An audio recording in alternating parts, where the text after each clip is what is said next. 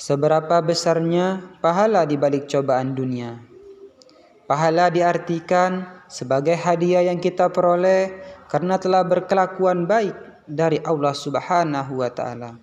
Sementara cobaan merupakan cobaan yang menimpa manusia berdasarkan ketentuan Allah Subhanahu wa Ta'ala.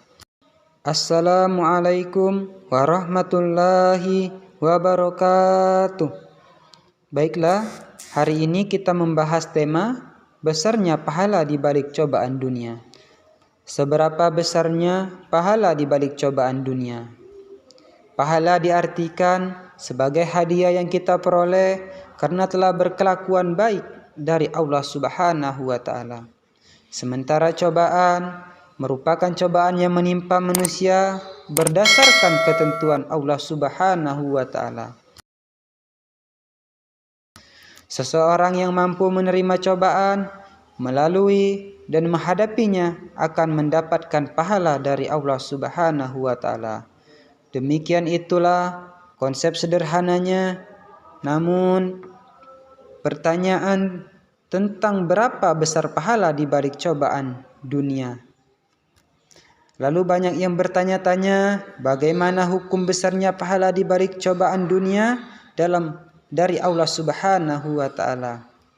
Tentu saja hal itu tak dapat dengan mudah kita perkirakan berapa besar pahala yang kita terima di balik cobaan di dunia itu.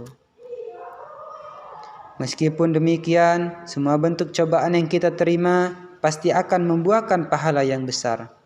Kata Ustaz Khalid Basalama melalui channel YouTube Khalid Basalama, dalam siaran tersebut beliau memberikan nasihat tentang besarnya pahala di balik cobaan dunia.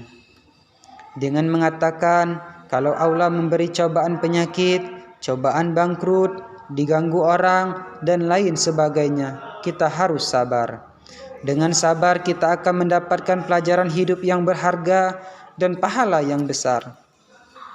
Beliau mengatakan hal itu dengan menceritakan kembali kata-kata Nabi Shallallahu Alaihi Wasallam yang telah diriwayatkan oleh hadis riwayat Baihaqi, yang artinya manusia pada hari kiamat menginginkan kulitnya dipotong-potong dengan gunting. Ketika di dunia mereka melihat betapa besarnya pahala orang yang tertimpa cobaan di dunia. Hadis riwayat Baihaqi. Berdasarkan pada hadis riwayat itu, beliau mengajak kita berandai-andai melihat besarnya pahala di balik cobaan di dunia, di antara orang-orang yang sedikit menerima cobaan.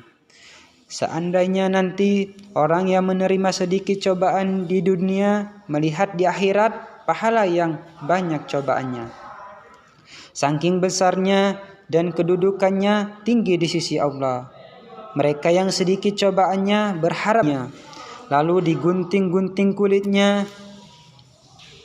Nah, itu sakit, digunting kulit. Tapi mereka berharap itu supaya mendapat pahala yang besar di akhirat nanti.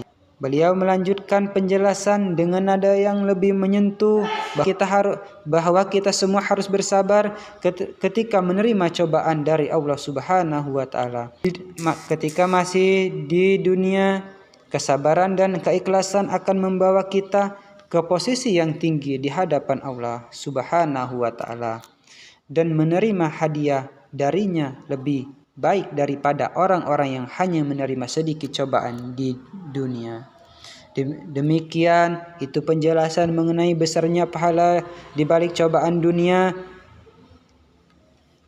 Saya akhiri, wabillahi taufiq wal hidayah. Wassalamualaikum warahmatullahi wabarakatuh.